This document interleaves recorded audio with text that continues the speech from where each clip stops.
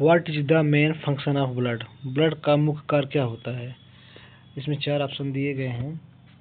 Digestion of food, transport of oxygen, nutrients and waste products, production of hormones only, movement of muscle. रक्त यानी blood का मुख्य कार्य क्या होता है? इसमें से ऑप्शन बी होगा, transport of oxygen, nutrients and waste product. इसमें ब्लड क्या करता है? ऑक्सीजन को ट्रांसपोर्ट करता है हीमोग्लोबिन के माध्यम से, और न्यूट्रिएंट्स सप्लाई मतलब एक स्थान से दूसरे स्थान पर ले जाता है, वेस्ट प्रोडक्ट को बाहर निकालता है।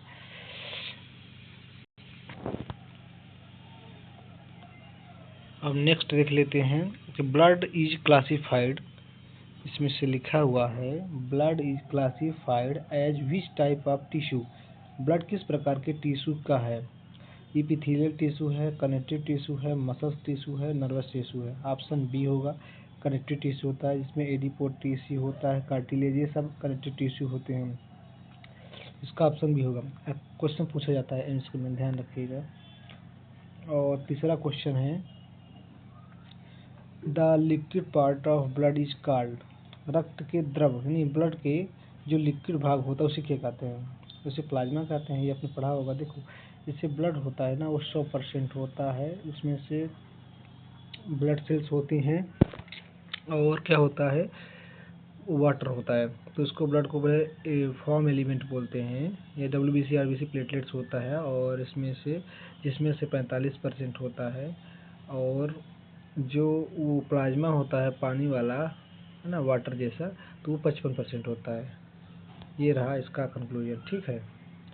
और चौथा नंबर देख लेते हैं, approximately what a percentage of blood is plasma? Blood में प्लाज्मा लगभग कितने परसेंट पाया जाता है? ऊपर बताया था 55%। बहुत इंपॉर्टेंट क्वेश्चन है, पूछा जाता है। अब 45% फॉर्म एलिमेंट या RBC WBC प्लेटलेट पाया जाता है, ठीक है।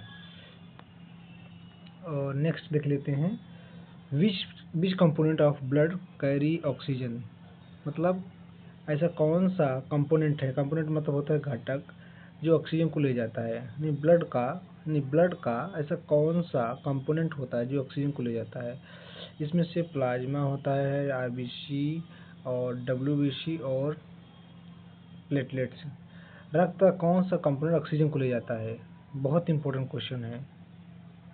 रक्त का कौन सा घटक ऑक्सीजन ले जाता है? इसमें से होगा RBC होनी चाहिए। बहुत इंपॉर्टेंट। देखो, हीमोग्लोबिन होना चाहिए, लेकिन ऑप्शन में तो नहीं है, तो ऐसे आपको थोड़ा ध्यान रखना पड़ेगा कि इसमें से RBC हो। 2-3 बार पढ़ा हूँ इसको, इसीलिए, ठीक है। और नेक्स्ट देख लेते हैं। अब वीडियो पसंद आ रहा है तो लाइक करते रहिएगा। हम बोलेंगे नहीं लाइक करने के लिए, क्योंकि मैं अगर समझा रहा हूँ तो, ठीक है। The red colour of blood is due to the? रक्त का लाल रंग किसके कारण होता है? वेरी इंपॉर्टेंट है।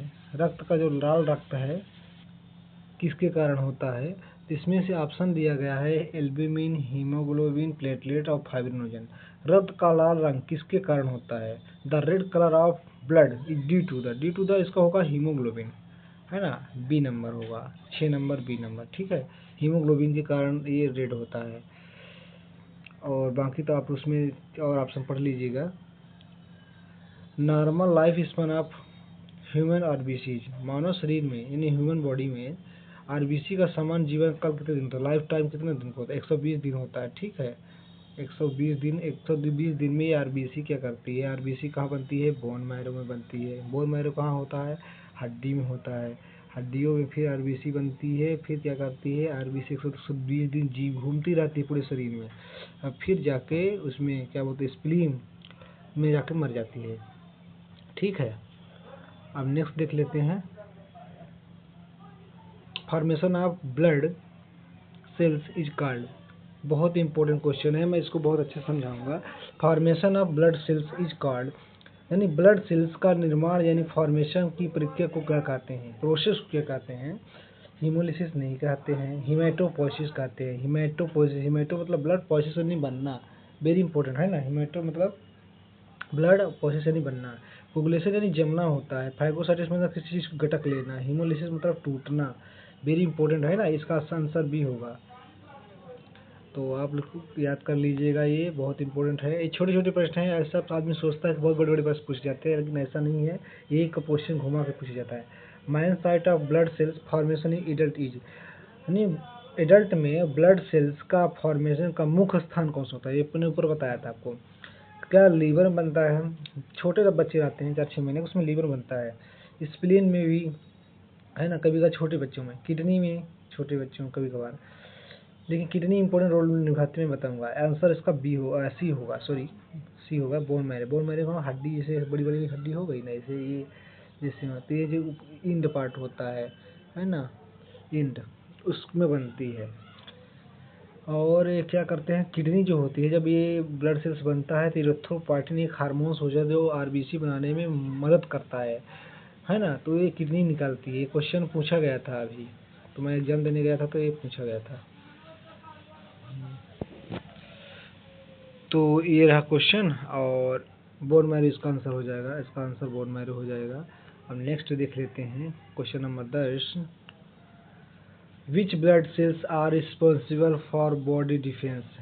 बॉडी का रक्षा के लिए यानी शरीर की रक्षा के लिए कौन सा सेल्स रिस्पॉन्सिबल होता है? इसमें ऑप्शन बी हो जाएगा, WBC white blood cell. RBC तो क्या करते हैं, ऑक्सीजन वगैरह ट्रांसफर करते हैं, न्यूट्रिएंट्स एंड प्रोटीन आपने पढ़ा होगा। एक कोगुलेशन काम करता है, यानी क्लोट जम जाए, जैसे कहीं चोट उट लगी जम गई प्लाज्मा, तो इसके आरबीसी के साथ होता है। WBC क्या करता है, इसमें डिफेंस है, इसमें टी सेल होती है, आपने पढ़ा होगा, बी सेल होती है, न्यूट्रोफिल होती है, इशनोफिल होती है, और बेसोफिल होती है ना, ये आपने पढ़ा होगा 5 प्रकार। उसका आंसर हो जाएगा WBC। अब नेक्स्ट देख लेते हैं, which components help in blood clotting? Blood का क्लोट बनाने में कौन सहायता करता, नहीं हेल्प करता है, कौन सा कंपोनेंट होता है ब्लड क्लोट के लिए? अपने ऊपर बताया था, प्लेटलेट्स, वेरी इंपॉर्टेंट, प्लेटलेट्स है ना। प्लेटलेट्स एक हार्मोन्स भी निकालती है, आप कमेंट करके बताइएगा कौन सा हार्मोन्स है जब ब्लड क्लोट करती है। तो प्लेटलेट का नॉर्मल रेट कितना होता है?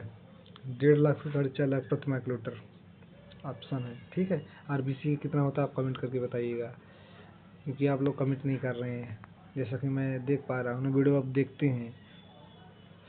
विच component is mainly responsible for maintaining blood osmotic pressure? Very important रहता है, रक्त के प्रसरण या ऑस्मोटिक प्रेशर को बनाए रखने के लिए मुख्य प्रोटीन को, जैसे कि ये हो गया आपकी नस हो गई, तो ये प्रेशर, इसके अंडर प्रेशर लगता है ना, जब कोई चोट लगी कुछ भी, इसके प्रेशर को बनाए रखने के लिए एल्ब्यूमिन जो होता है वो इम्पोर्टेंट रोल निभाता है।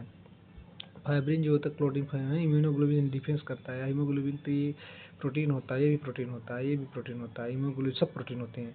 इनकार सबके अलग अलग है, ठीक है। और नेक्स्ट देख लेते हैं, which organ remove old and damage RBC? पुरानी और क्षतिग्रस्त यानी डैमेज आरबीसी को कौन सा अंग हटाता है? वेरी इंपॉर्टेंट, स्प्लीन होता है। कहाँ पाया जाता है, राइट से लेफ्ट साइड? ऑप्शन कौन सा, आप कमेंट करके बताइएगा आपके कहाँ साइड है।